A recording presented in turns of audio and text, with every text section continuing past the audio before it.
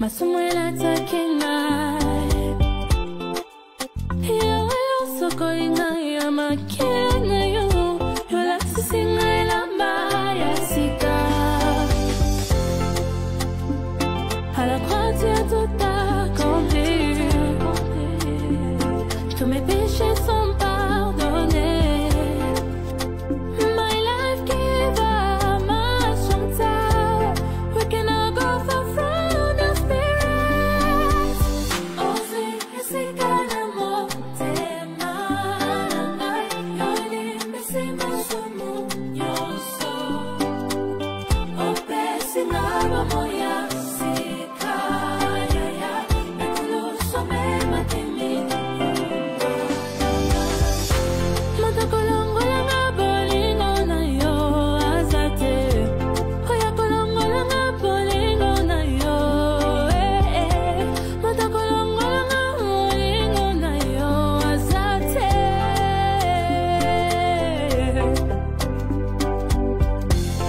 je suis le chemin, la vérité, la vie. Celle qui guide mes pas.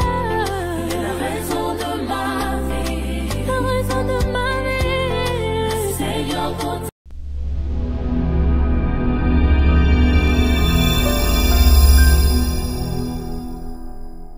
Yaya tambola na mokili omona makambo eza na mokili oyo yango ifalaki kaka radio lokole masolo eya pona toyo kaka makambo susu epenyaka biso efungolaka biso cerveau. Yaya est-ce que yo bakate ke diable pe asengaka mutu asala sadaka diable pe asengaka mutu azwa 10% akende kopesa no 10% il faut pesa kaka na église ça même diable atindaka bato musu bakende kopesa 10% na église lisolo oyo ekopesa yo mutu ko soya ko sakrati. Yaya bato ebele bakoma ba malheureux na vie na bango bakanga bandoko bandoki nzoka eloko morte bana ya mikolo yo bana kaka ya 23 ans kita oh bayebaka mingi je sais I know kunyesu munu kezava oh yebi nini bana ya mikolo bali kosala makambu oyo koleka kutu na mikolo kaka ndenge bakoma ba expert na ba téléphone parce que biso ba mikolo boye soko pesi biso téléphone okobaluka baluka allo mais bango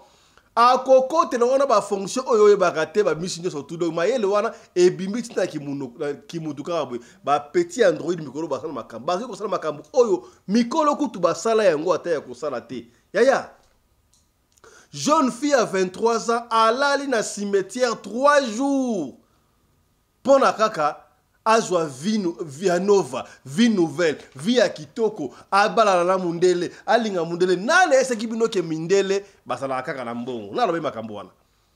Oui, c'est vrai, la plupart des mindele basala kaka na mbongo. Est-ce que mindele yango basala kaka na mbongo? Okanti basala kamutu normal.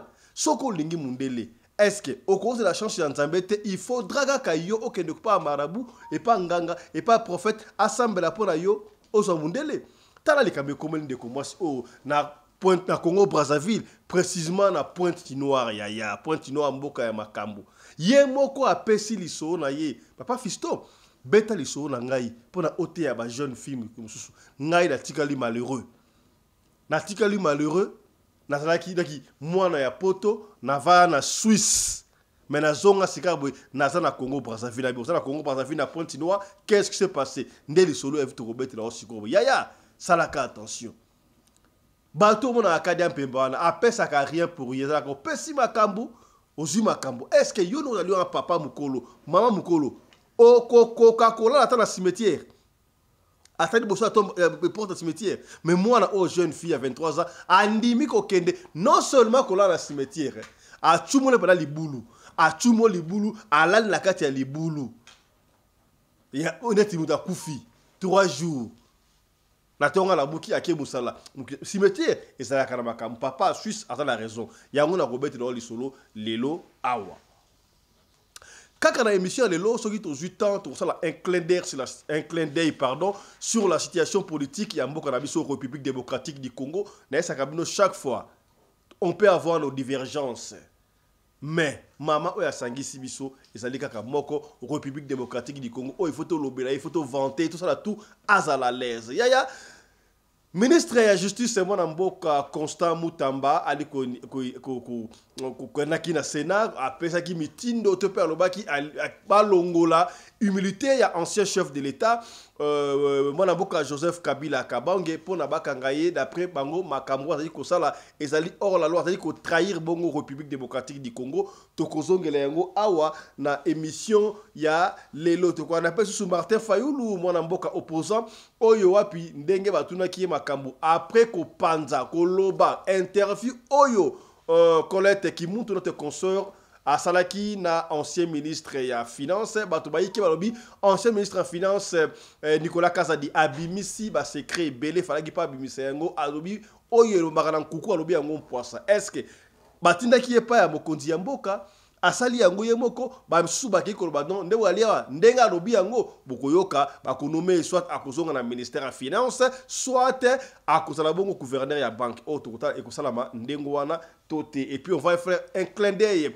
toyebi yango ba initiation ba négociation accord ya PO benga ba signé entre Rwanda Rwanda, République démocratique du Congo, na États-Unis d'Amérique et avorté et boyi. Bayi Amerika, bayi bongo, non, il faudra qu'il puisse y avoir des arrestations dans la famille présidentielle. Oh, qu'est-ce qu'il y a encore à avoir dans l'arrestation de la famille présidentielle? Donc c'est que mbongo mo soleil ko tambo na ndenge bongo longo banité.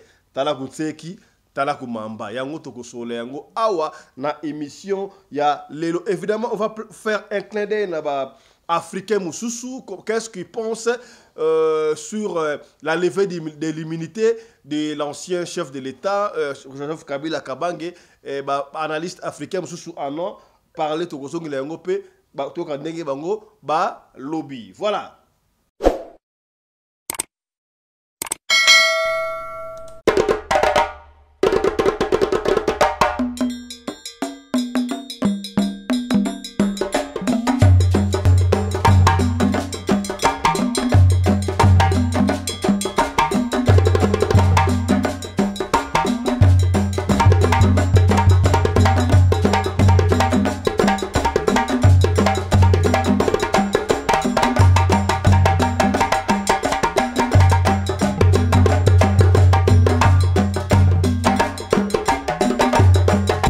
Mbinga na mwina ngolo aboya hydroquinone soki ezotambola basheri bazokweya mayanga na retrouve doucetane mbote na bino bandeko balandi ya radio loko télévision bisika nyos to bozwami merci na confiance pe fidélité bozali kopesa programme oyo radio lokole masolo et pas wapi to kutalaka chaque fois pona ko solola makambo zali koleka na communauté na biso africaine mingi biso bato oyo tolobaka lingala ngai kombo na ngai Fiston Pelende Tata Sedek. Voilà, soki ba liboso yo tala biso to sengi na yo papa mama yaya o s'abonner pour awa to betaka ba histoire ya vie, ba histoire vraie, ba histoire réelle, ba solo otali ko beta etali ko sunga batu ebele.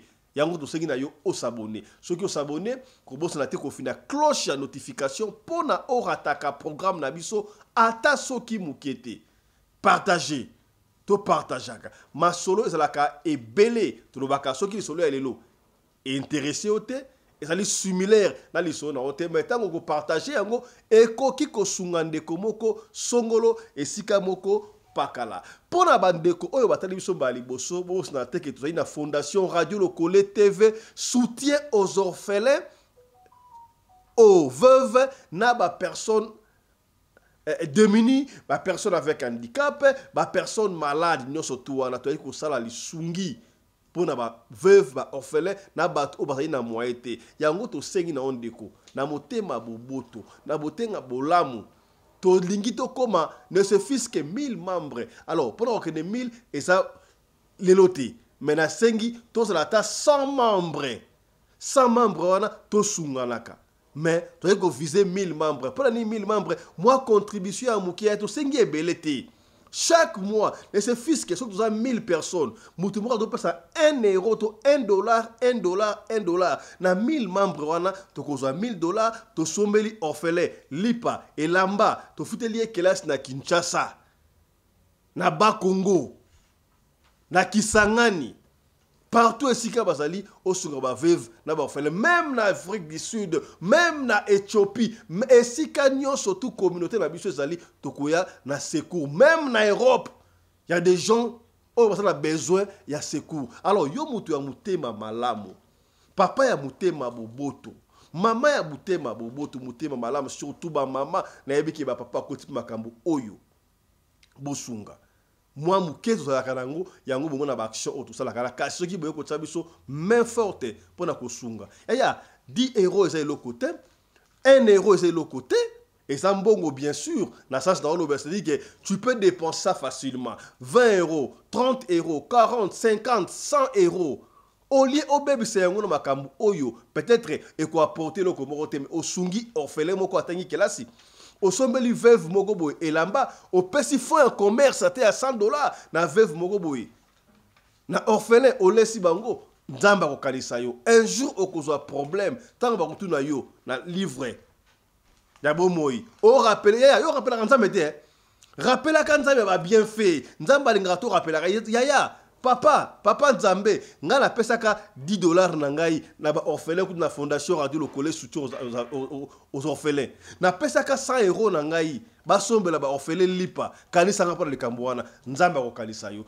donc bobenga biso ebele ba yike pona ko sunga ba personne 2 minutes voilà ya to ko mettre le solo ya ndeko oya pesi li solo sika boye ndeko oyo asala 26 ans asala 26 ans asala ki ba roman surtout oyo quand elle avait 23 ans yaya kolisaka bana na ndenge longo bani kolingaka te mwana sa ana envie ikolula bilula lula oh muninga na gasa na téléphone so iPhone so qui peut combien ngai pesa sala ngote. Apprenez à vos enfants à se contenter na oyo bazana ngowana bino pa ya basi mingi misa ba ya basi ata ba ya mibali mais ba ya mibali basala la problème mingi bela tera mingi ba ya basi ko envier soki camarade na yo ba parents na ye bazana mbongo yo ça n'a pas été destiné que ba parents na yo bazana mbongo mais toi tu peux te battre na moyen moko légal pour na au prôner hôtel ça peut combo ya papa na bino combo ya libota na bino mais na manzela oyo ya mbilinga te ndeku talaka ndeko fongoli motema apesi li solo na ye apesi yango za kolela libosa no bagi papa fisto tanga kombo na ngai po j'en ai marre na yebisi do ça te parce que vi na ngai suki nga na yebisi oza sûr na tanga kombo na yo et puis papa fisto ko tanga kombo na ngai te betaka li solo pona opéné ba jeune fille le kolanga likambote na kotanga kombote mais apesa kinga kombo na ye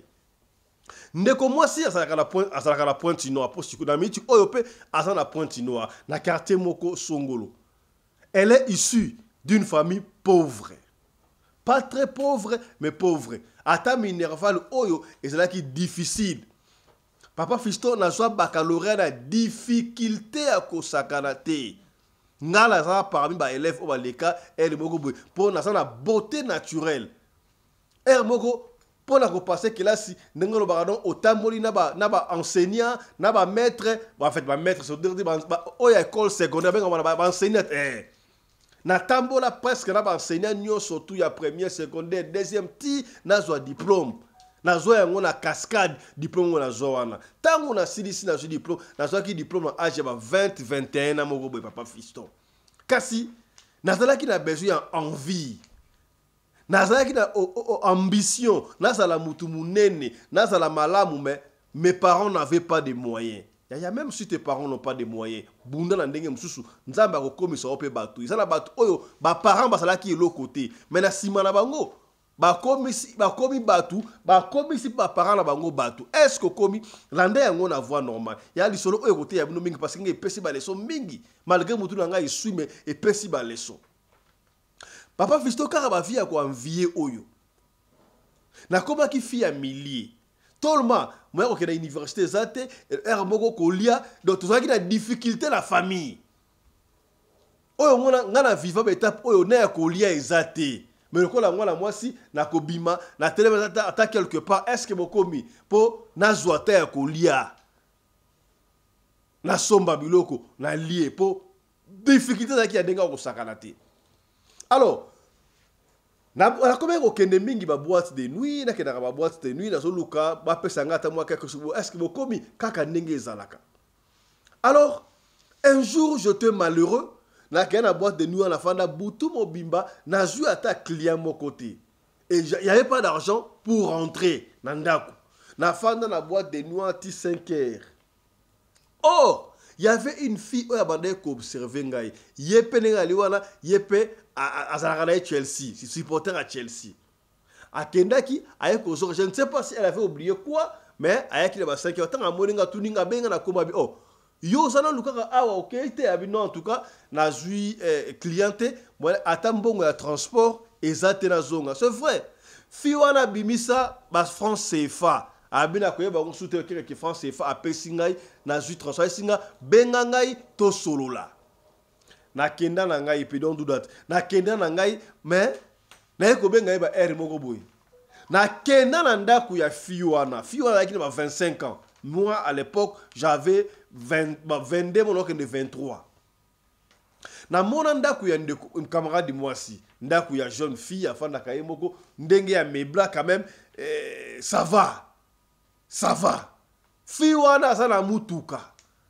Na tuni yo kaka supporter à Chelsea ndo sana mutuka webe ngaka supporter à Chelsea nda supporter à Chelsea boye nyango na sana mutuka o na mwana standing oyo abi o sala ki ndenge nini o yo est yo kokoka na kokate po adabi en tout cas moi on a fui on a pas fiston na ebi de commencement moi je suis prête à tout faire essentiel kaka nazala bien na vie. Vaut mieux coutu na vivre na tamukie na vivre bien que na vivre longtemps mais na ba malheur ba difficultés ali makasi souffrance au sakanate abi ça va les kambuté nazo peso numéro moko boy benga numéro oyo okende pa ya maman moko boy toujours na pointe nord n'est-ce pas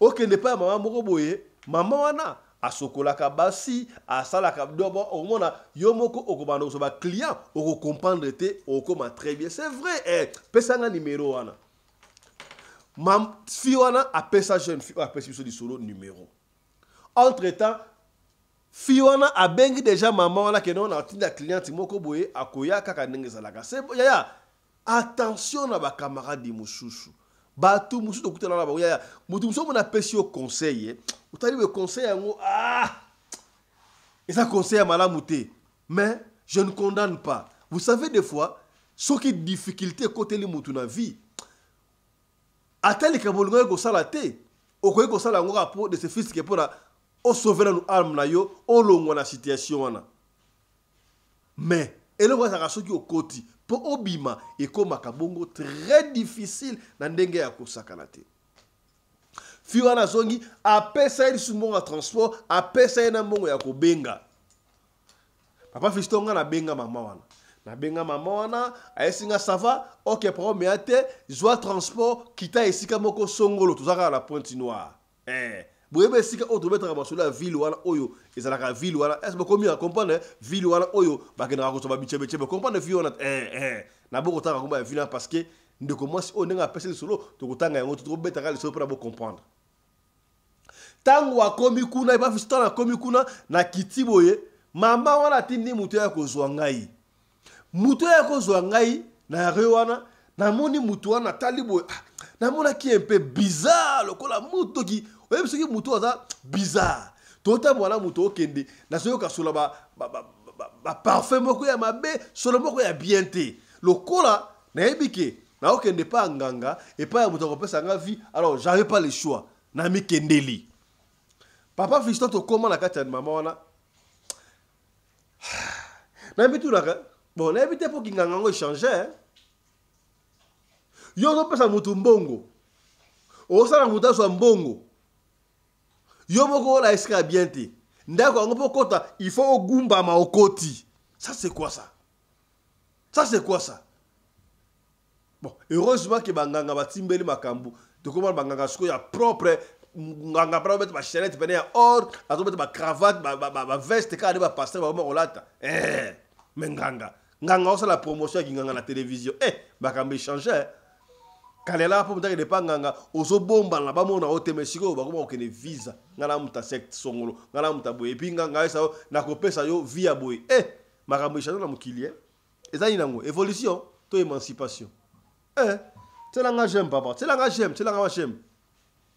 papa Fisto to la komi devant maman wana ba ese kinga ya sokola kabatu asenga le côté tant yo ba lo so makambu oyo ko pesa ba muki asevaka ndingwana na fandi boye na lingi na banda ko makambu oyo ngai mama na habité kolobate na ebilo ko yi awa oui awa pour la situation pour la pauvreté vie zone le quartier au lingi ozwa vie n'est-ce pas oui eza ndingwana maman ne ta yi problème ngai c'est bon maman na yi problème ezate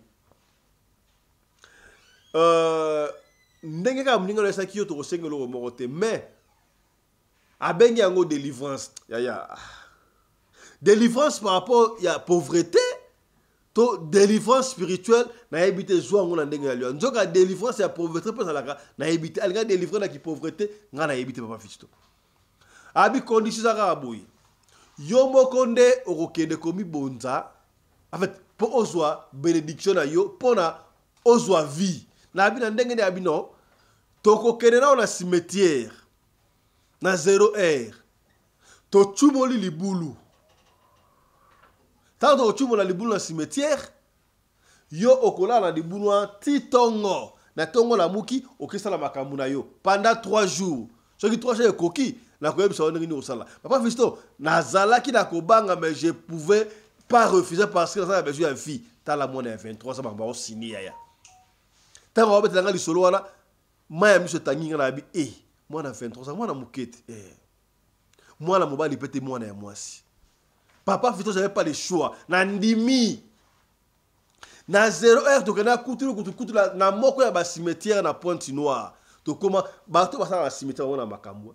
To bato ya cimetière ba yebi ba coopération ba salaka. Ya ngona ko mona moko. Okom na cimetière boke kunda mutu. Omoni ba bulu musu ba chubola na ba kunda na ba tuté. Yo zo kan tolo ko na ba chubo ni bulu po ba kunda mutu. Nzoka ba chubo ni bulu pour la cérémonie ya yemoko. Cimetière za makambo. Papa Fisto to koma wana en collaboration avec la cimetière na chumbo na bazi ba nga ngoni abayo ngamo fana banda za boye ba nga ngoni Picasso kinini a chumoli batu a cimetière ba aider a chumoli pa yande ba kunda ka mutu wana ba cimetière ba kena bango azimo makei mama na ebisi okota olala papa Fisto na kota na lala na kota la kata libulu wana na lala apesa ngana bula na finika bulangete na lala libulu na mitu aso yi tracteur ya ka finiki ngana kufi makambu na mona na butu wa papa Fisto na ko lo ba na si o mona na bité o na mona wana na mona ya mabe na kata libulu wana mais tellement j'avais pas le choix na sina bandaki je devais accepter o na mona wana na mona je devais accepter papa Fisto na butu wana tina tongo na lamuki na bimpe na cimetière na kei na kila sali makamna na gosa makamna ngai na pokwa toyaka na mama wana toyeli na cimetière to kobenga na côte na lali afidika ya kei 3 jours ekoki na lala 3 jours na tongo mama na ya zwinga to kei asokoli ngai ayebisi ngai au monde zali aw c'était un vendredi na tongo abina pokwa nango kende boîte de nuit okukuta na mundele wana ko krake yo départ e usala wana mundele okuta na wana akopesa yo mbongo soka pesa yo mbongo ko dépenser yango na luté na koyebisa yo okusala mbongo wana nini papa Fisto tozongi e salami kaka ndenge mama na lobaki nazakuta na bilamba ya malonga te je suis belle de face mais mbonga ko se maintenir ezate na luki moi na bana moi bien na luki moi talon na nga sa ba mage talango et c'est et c'est tebuka mais na lati quand même moi na ka fi alati le quoi la butu pe qui parle ngote pour me ate moi je pas pousser moi robe na kota na moko ya ba boîte de nuit na Pointe Noire ya ke bana bato ba ke na ka ba boîte de nuit moi sinon tout à moi si akolanda na boîte de nuit si tout ce qui 0 heure beti mobali nyonso tozali mobali ya kolanda na boîte de nuit surtout ceux qui 01 bête n'importe quelle heure boîte de nuit eza esika ya malamu te omonaka te boîte de nuit ezala ba miroir par-ci par-là ba miroir okati bana batalaka bino kadi ya mpemba wana afandi kuna azotala bino tu na miroir azomona bino tu mamonusu bosala azopona oyo salaka ongela papa fiso yo pe lisusu opekisi to ke ne boîte de nuit na pekisi yo boîte de nuit. Ce que vous l'ambiance, ça a l'ambiance. Mais yebaki, et si vous avez ça l'esprit à prière. Est-ce que commis, c'est que bien. Tant qu'on a na boîte tu wana, kaka denga lobaki, papa fiston, mundele moko aye, mundele wana ye, alandinga yi, asalinga baku, le kola snaeba ki na nepo luka mundele, mundele ngo atali Suisse, mutia Suisse. Tobandi pe ko solo la mundela ngo yaki mission de service kama ba pétrole na Pointe-Noire. Tokena na mundelo wana tolala ipa na ye na tongo mundela pesa ngai mbongo na valeur ya $500. Mbongo na valeur ya $500. Nazalaki na mbongo mukie lokola mama na eseka na dépenser yango te na benga yeso na komi ta na komi na ndako e papa fisto pa na biso no fa na pa na biso mais ndako pe malonga te possibilité zalité oye biso ki nalo banini je manque le mot est-ce que na combien ba parents irresponsables quand les parents papa maman n'arrivent pas à nourrir les enfants comme il se doit donc tant que bana ba comment telantela mutalu kablo na ndenge na yedoki et ça rappelle moi kilo pour na contrôle la bana on la comprendre yango na toi étant parent il faut bundaka ozalaka papa ya solo ozala papa ya solo bana balia balata oyo tu balongo besoin pesa bana respect aux alakata ndako est-ce que commis c'est que bien na benga sikoyo mama wana non mundele wana pesi ngai mbongo na valeur ya $500 abi OK ça va longola 10% ya mbongo wana 10% ya $500 ya combien $50 hein $50 kende kabela batu ba shegi donc ça lokola do moi sadaka na longola $50 zaki un dollar na changer yango na France CFA na kena bakarefu na wenze na kabeli batu ya batu musu bakabela batu mbongo zaka mbongo ya bien te salaka attention bakabeli mbongo zui mbongo ya bien te mbongo ya sacrifice o etikali wana sala oko sala papa fiston na kabi mbongo ndengwa na kabi o etikali wana na utiliser mbongo wana na te mbala liboso na te provision pa na biso papa na biso to mama ba ku na te ngutu na ngai teke ozi mbongo wana wapi po basoki pa na biso te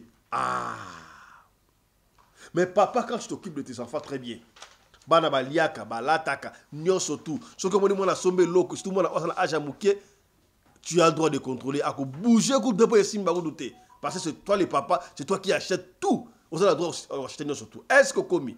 Voilà. C'est pourquoi il faut refuser la pauvreté dans la vie. Kolinga ka pauvreté, il faut bunda, au la moins standing dans la vie. Est-ce que commis? Dans l'autre mabe, tu as soli pembe. La soli pembe, voilà. C'est l'anga ba j'aime, c'est l'anga ba j'aime. Partagez quoi? Partagez c'est l'anga ba j'aime yaya. Nous en avons besoin comme à 55 000 membres.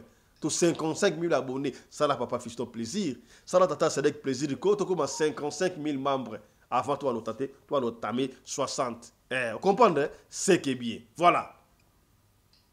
Papa Fiston a somme bilamba, ça va. Lobby nango mundele wana ye. Tango mundele wana ye parce que personne qui m'adresse, n'a ou téléphone des athées. Aïssa Ginga Lambo, on a pêché sur mon téléphone. Na somba téléphone. Mais tellement personne qui me donne l'adresse en d'accord na biso. Mundela yako lukanga tipa na biso. Mundelo wana kominanga na joie mundele wa papa Fiston. Na kendaka pa na ye, ayaka pa nga. Mundele apesa mbongo ya libala epa na biso papa Fiston. Apesa mbongo ya libala, tout ça la fête ba photo tout ça va. Na ke ko fanda epa ya mundele. Tango na yo fanda pa ya mundele, siko wana âge à 23 ans. Na fait na mundele na Pointe-Noire pendant 2 ans. 24 ans, 25 ans. Tant que 25 ans est coquille, mundele est bisinga non.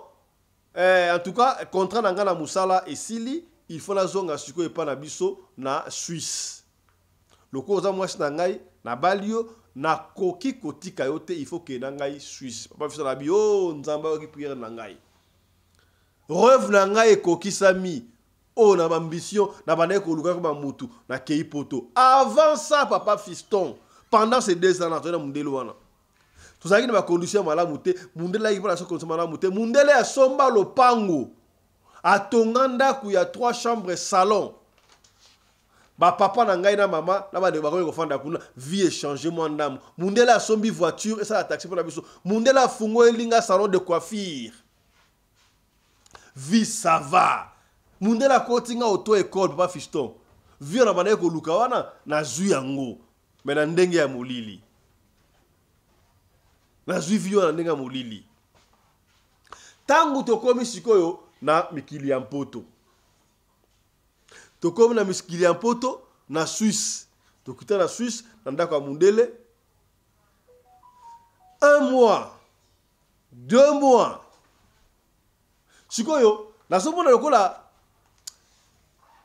omoni siko na ndako wana mobali moi atmosphère mo eza netimo malamu te mais soki ndenge nini na benga sikoyo mama wana oya prophétesse o asalaki makambu pona nga wana ebisi mais nazomona comportement bal na nga eza pena malamu pena te na ko sa ndenge nini mama la abino ndenge tosalaki makambu wana donc ezalaki awa na Congo Brazzaville ndenge okoyi musika kuna il faut oluka moyen mususu pona ye akangama yo ngala kasa lokola mama oyo akwesanga na kende na cimetière ya poto à la Suisse na chumola na la kuna poste na mesana cimetière wana na tuni mama cimetière sobi cimetière te salaka tout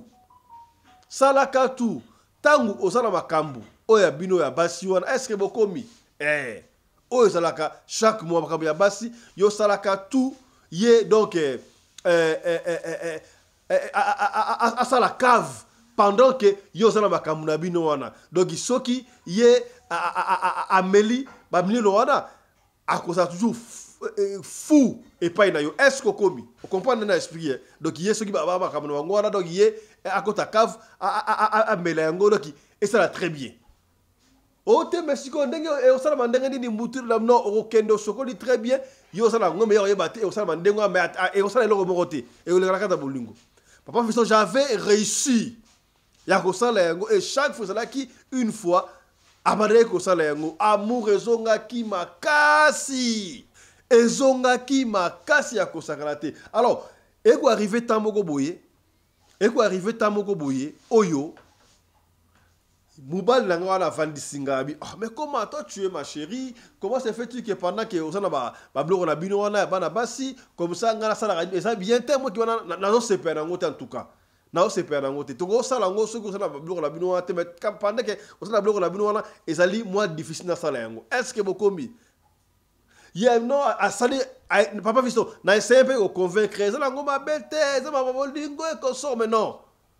Le mois où elle a qui wana mundele pena akala mundela boya moi mundela boy ko sala yango deuxième mois mundela boy ko sala yango na benga mama wana na point chinois oui bien sûr de temps en temps maman na ndeko tele mbongo kaka ndeko lobaki wana maman na abino je n'ai pas d'autre moyen yo il faut sala tout kaka ya sala yango sinon te mabe ekoki koya papa viston kaka ne maman na lobaki mabe koya na bandi ko mona pe mabe moko tosala mundele na kasa ndaku mobali na ngai moi abone retourner ngai toi c'est qui au comme na ndaku na ndenge nini comment tu t'appelles mundele abali ngai 3e année so pe 4e année tu ngai c'est qui au comme na ndaku na ndenge nini ngana essayer mes chéris tu es mon mari non na bimisa na mundele na ba photo ya mariage ma mundele moi je ne reconnais pas quand est-ce que moi j'étais marié mundele a se reconnaître en le sous de pas fisto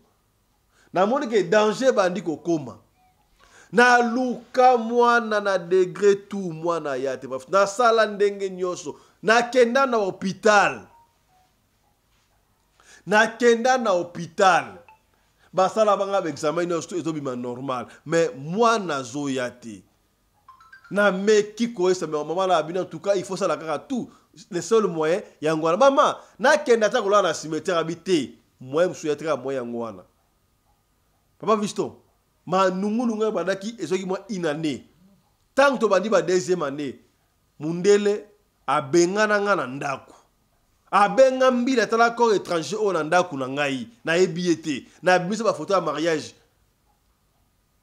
mbila la bino tu comprends que peut-être alingi na soute yo o fo bima na ndako na bima na ndako wala papa Fiston na bima na ndako na zwa ki prendre document ya malamu na taika na de séjour ya penga 2 ans et puis moi renouveler mon 2 ans sur na séjour moment 2 ans ba renouveler qui 2 ans liboso et puis deuxième 2 ans je crois ba renouveler qui na ba dit ko fa na moi quelque part je me rappelle plus de ce qui s'est passé là na benga siko ya papa Fiston ko ba espoir ezaka na nzambe ya solo muta mokila ko trahir yo ata ndenge nini nzambe kama mtatahira abantu te est-ce que komi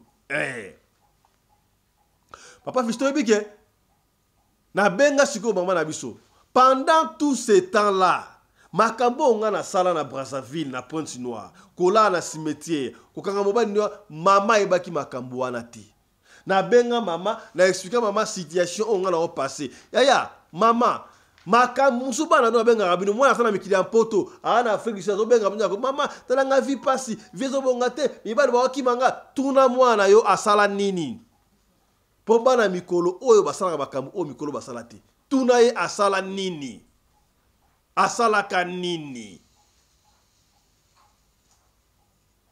mama betaka sa ndengo wana tango na esi mama vie ko kate mama na biso pe akeko luka bata point no blo semble bon na bien raté na ebite ko semble raté mais bata point no bon ba na balingara lo vite fait bande ko point no mbote na bino Lis Maimona Amanda Mbote na bande ko on est ensemble na point noir mama ke ko luka boy et sika ke dai ko luka ba ebisi moi et bien ça na photo na makamune surtout mwana na yo mwana na yo oyo ekomelie ye moko ayebi makambo oyo ekomelie ye moko ayebi makambo oyo ekomelie mwana na yo azwa mobali wana na kisi mwana na yo alala na cimetière pendant 3 jours yango wana vina ye ezobonga te ndengo wana pona ko sauver situation oyo zongisa mwana aya awa na Brazzaville na Congo na Pointe-Noire to sala otoko sala peut-être mwana ko ekobika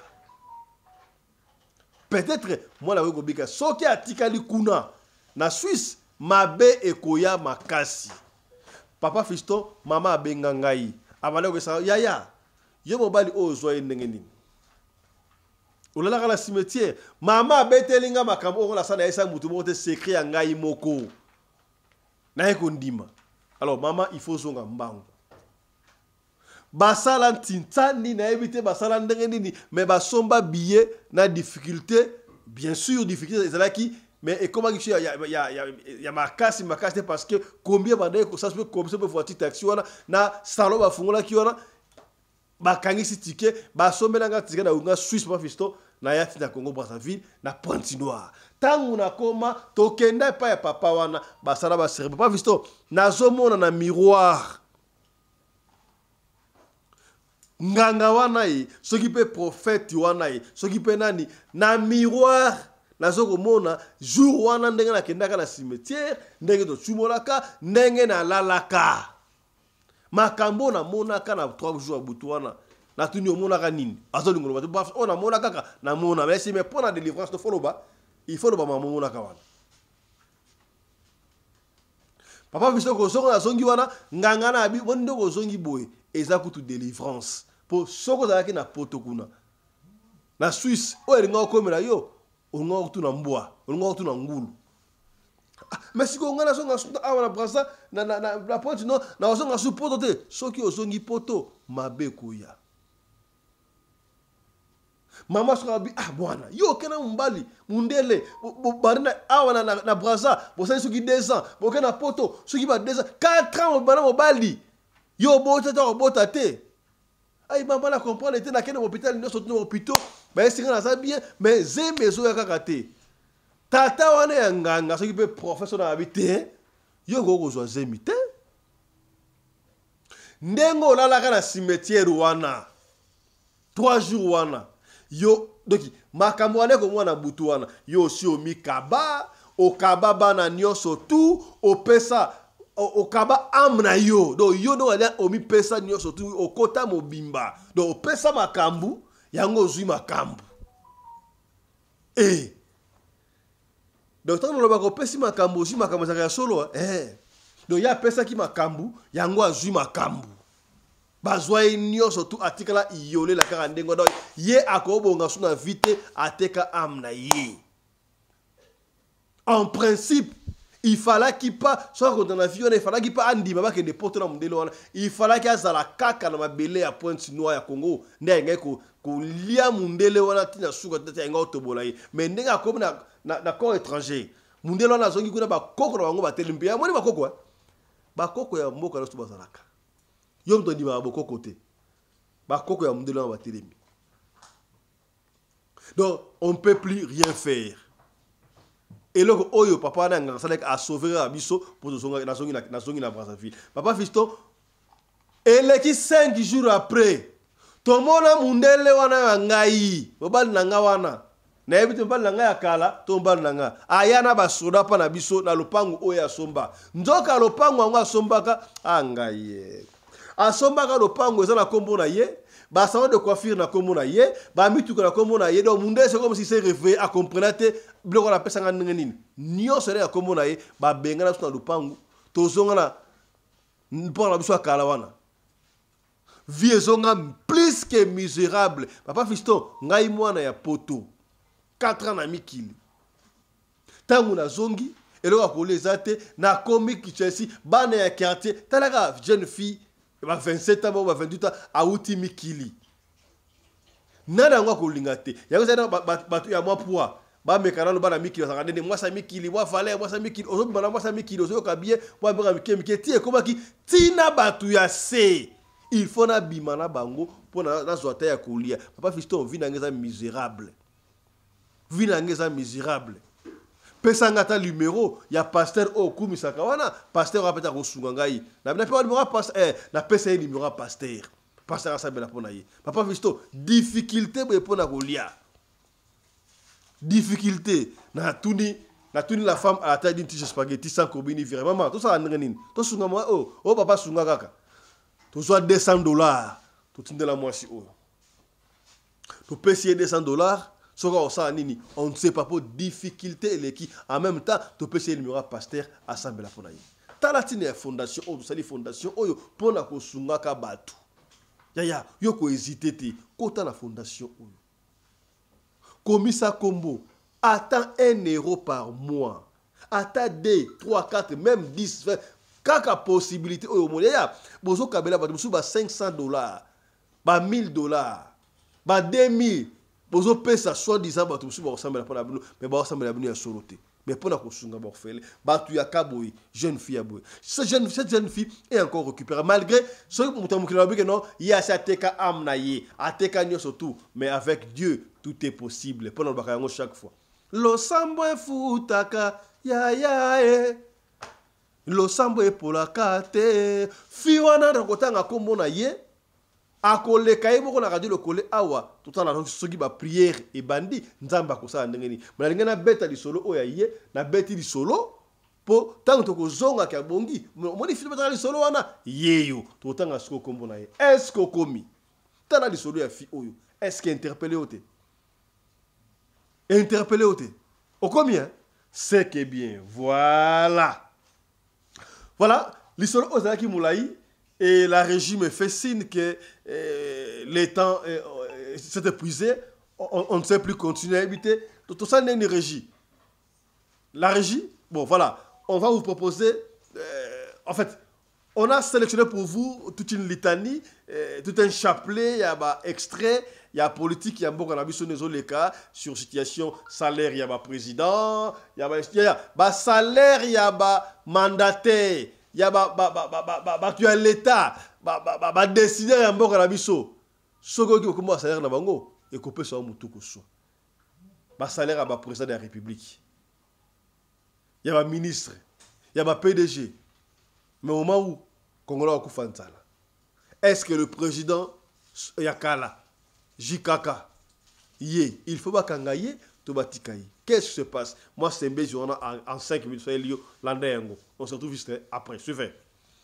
Le président de la République, Antoine Félix Tshilombo Tshisekedi, mon président, Naza Moutouya, Union Sacrée. Par mois, Aza a touché 870 000 $, par mois. Président de la République. La République, ce n'est pas un secret. Ok. Bouvandini. 870 000 $.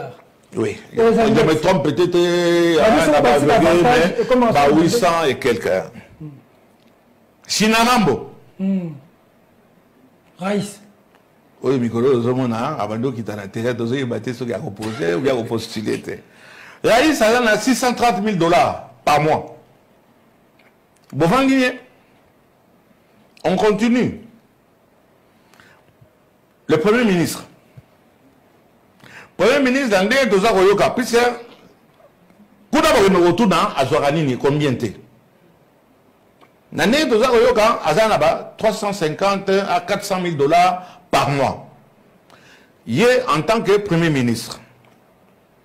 Un ministre touche 45 000 $ par mois. Un PDG local Yasnel, Moussala Mabé,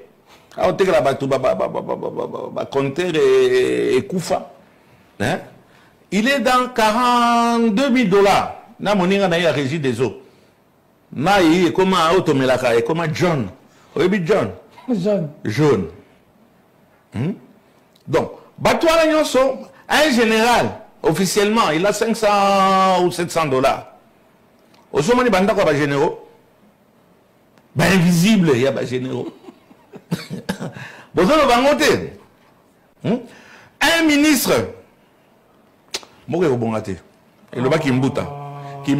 J'aurais voulu voir ceux qui ont volé comme les Nicolas Kazadi. Et bon, parce qu'on a dit que voilà ce qu'il a fait. Est-ce que c'est établi ou c'est établi? Il y a des présomptions d'innocence, c'est vrai. Mais est-ce que la justice a commencé au moins une démarche pour savoir que les gens qui ont dit qu'il a volé ont eu tort? Ça, il faut le faire. On ne peut pas laisser des gens. Je l'ai encore suivi en train de dire, bon voilà, il y a la gabegie, il y a ceci, il y a cela. Mais, et la gabegie qui pèse sur son dos, ou des soupçons de gabegie qui pèsent sur son dos, où est-ce qu'on a mis? Je vous parlais de Joseph Kabila, vous m'envoyez sur Nicolas Kazadi. Non, c'est un exemple. Parce que j'associe tout ça. Je vous dis, vous me posez la question, est-ce que je suis d'accord ou pas d'accord à ce que la justice congolaise fait sur Kabila? Vous voulez que la justice suive toutes les procédures? C'est ça, j'ai dit que la justice suive la procédure et que ce soit la procédure qui est établie. La loi est là. Et s'il a violé la loi, il doit passer par les instances de chez nous. C'est-à-dire, il faut les cas Parlement, il faut les cas Sénat. Il y a des lignes qui étaient. Il y a des blocs à concocter qui ne sont que par rapport à son avantage. Comme il avait fait avec le AC, Bola, il surtout qui, même si nous avons beaucoup de AC. Donc, lui voulait, comme d'habitude, il y a un message qui dribblé. Il y a des blocs qui ont déjà concocté, venir faire avaler ça aux Américains. Les Américains ont dit non, ils disent c'est pas comme ça qu'on veut travailler. Pour les raisons que je viens d'énumérer, ils veulent créer un cadre qui va leur permettre de pouvoir travailler convenablement dans la région. Parce que Donald Trump, c'est les affaires.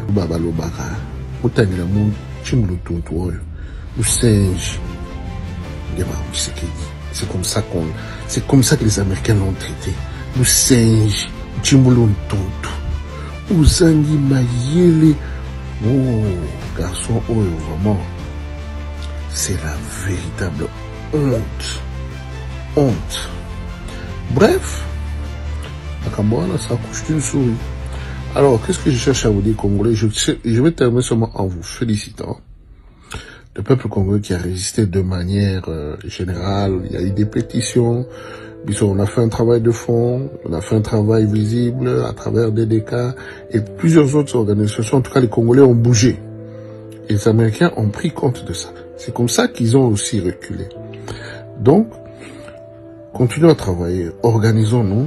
Si demain, il faudrait qu'on signe des accords parce que notre République a beaucoup à offrir au monde, soyons signes que nous signons des choses qui nous seront avantageuses, dans lesquelles nous allons véritablement nous retrouver, et non ces crocs en jambes ici, ces chiffons là que Félix Tshisekedi est en train d'essayer de faire avaler au monde entier.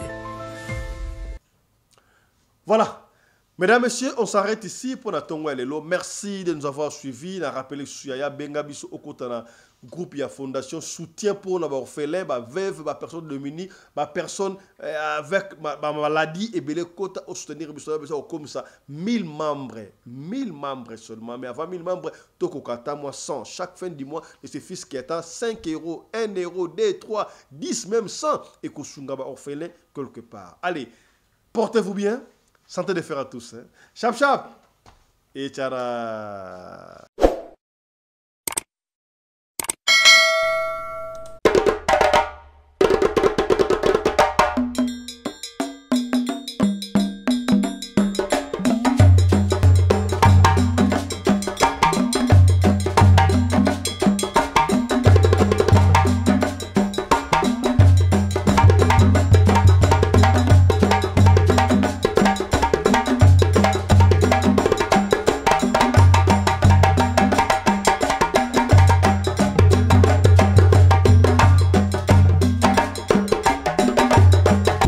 Mbinga na mwina ngolo aboya hydroquinone soki ezotambola basheri bazokwea mayanga na retrouve douce tendresse affection epa na yo.